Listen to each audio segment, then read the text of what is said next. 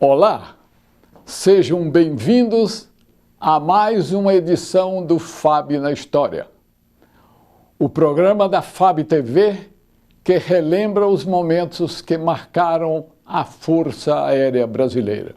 No programa de hoje, você viaja com a gente pela primeira parte dos 100 anos do Campo dos Afonsos, berço da aviação nacional.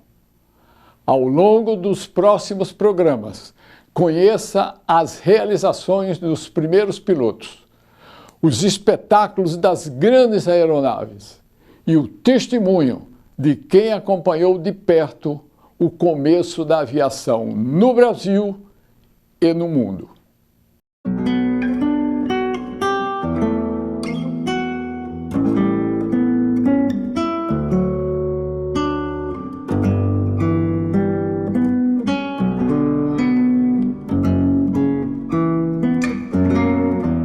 Paisagem e espaço não são sinônimos.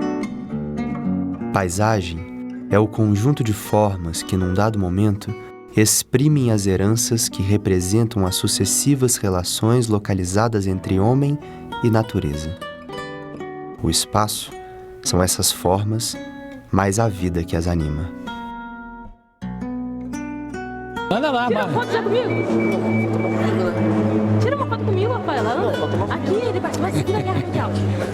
Sério?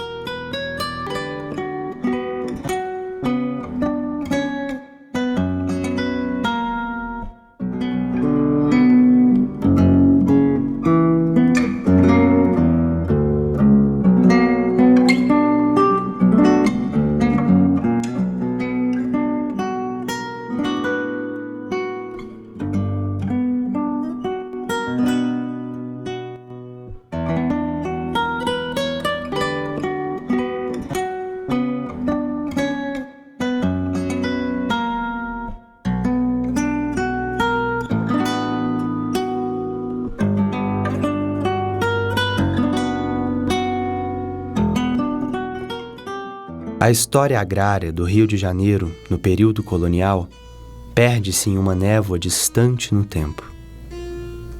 O incêndio ocorrido no Arquivo Municipal em 1790 levou para o esquecimento importantes registros das propriedades e de seus donos, sobrando apenas fragmentos desta história espalhados nos acervos nacionais e coleções particulares.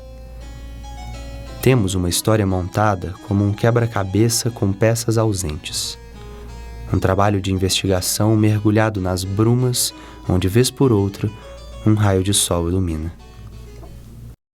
O Campo dos Afonsos tem como marco fundador o dia 12 de dezembro de 1912, quando ocorre a cessão de uma área de 725 mil metros quadrados para a construção de um campo de aviação do recém-criado Aeroclube Brasileiro, na antiga Invernada dos Afonsos, local onde eram guardados os cavalos da Força Policial do Distrito Federal. 12 de dezembro de 1912 é uma data fundadora da transformação da paisagem e do espaço dos Afonsos. É um marco inicial, um indício de que a história estava apenas começando.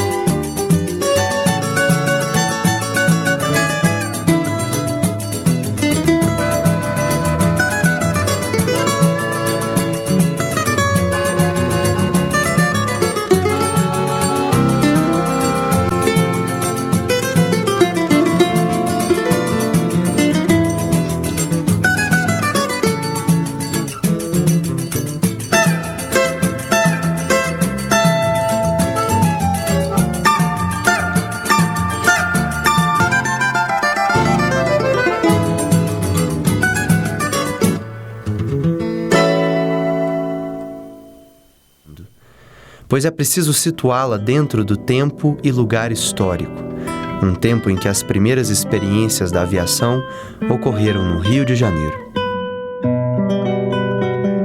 As terras cedidas para o Aeroclube Brasileiro foram aos poucos ganhando a forma do primeiro campo de aviação no Rio de Janeiro. Logo, aviadores brasileiros e estrangeiros passaram a usar frequentemente o Campo dos Afonsos para seus voos. Um dos fatos que implicou em uma nova configuração do Campo dos Afonsos foi a construção de hangares do aviador e engenheiro italiano Nicola Santo.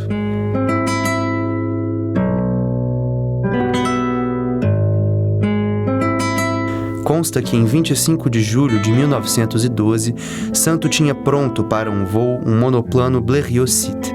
O italiano Darioli voou nos Afonsos neste avião Blériot em 28 de dezembro de 1912. Em janeiro de 1914, os aeroplanos adquiridos pelo Aeroclube Brasileiro já estavam nos hangares de Nicola, no Campo dos Afonsos.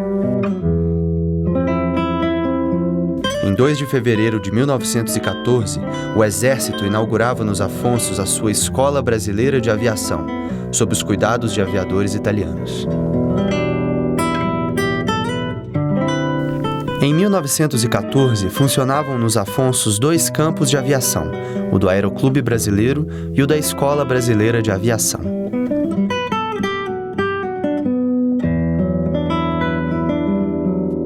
O Campo dos Afonsos foi palco da futura ponte aérea entre São Paulo e o Rio de Janeiro. O paulista Eduardo Chaves, no dia 5 de julho de 1914, em um avião Blériot, decolou da capital paulista às 9 horas e 30 minutos e aterrissou no Campo dos Afonsos por volta das 14 horas e 10 minutos, surpreendendo o presidente da República, Hermes da Fonseca, e outras autoridades. O emprego militar do avião ocorre pela primeira vez no Brasil na Guerra do Contestado, em 1915. Os aviadores e aviões que foram usados no conflito saíram do Campo dos Afonsos. Ricardo Kirk, um dos grandes incentivadores da aviação no Brasil, foi deslocado para a região contestada por Santa Catarina e Paraná. Nessa região, os latifundiários começavam a expulsar os antigos habitantes para a exploração da madeira e a implantação de uma ferrovia.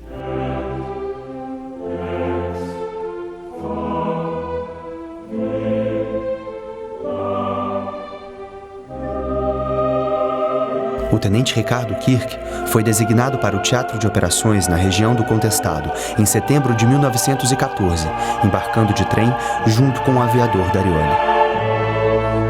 Tratava-se de uma missão militar inédita na América, com o embarque de 5 aviões, equipamentos e sobressalentes. Já instalados na região conflagrada, em 1º de março, Darioli e Kirk decolaram rumo ao reduto rebelde de Santa Maria, a partir do campo de Porto União, com o objetivo de reconhecer a região.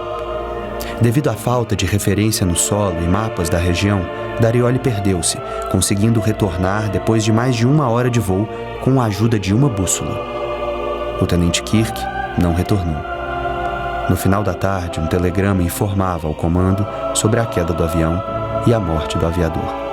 Nicola Santo, amigo pessoal de Ricardo Kirk, assim se lembrou do episódio. Ao chegar da França, muitas vezes esse caro amigo me fez ver a morte perto do nariz, raspando com um trem de aterrissagem nas casas perto do meu hangar. Kirk, o aviador maluco, morreu meu inesquecível amigo no Contestado, a serviço da pátria, batendo com seu aparelho em um pinheiro. Perdeu a aviação daquele tempo o maior baluarte. A família aviatória no Campo dos Afonsos ficou inconsolável, abrindo assim a lista com seu primeiro mártir da aviação brasileira. Termina aqui a primeira parte da nossa aventura pela história do Campo dos Afonsos.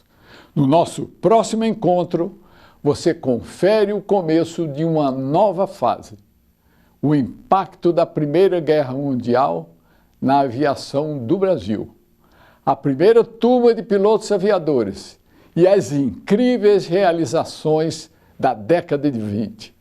Até lá!